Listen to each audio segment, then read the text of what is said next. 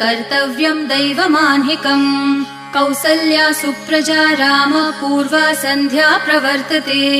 उत्तिष्ठ नरशार्दूल कर्तव्यं दैवमान्हिकम्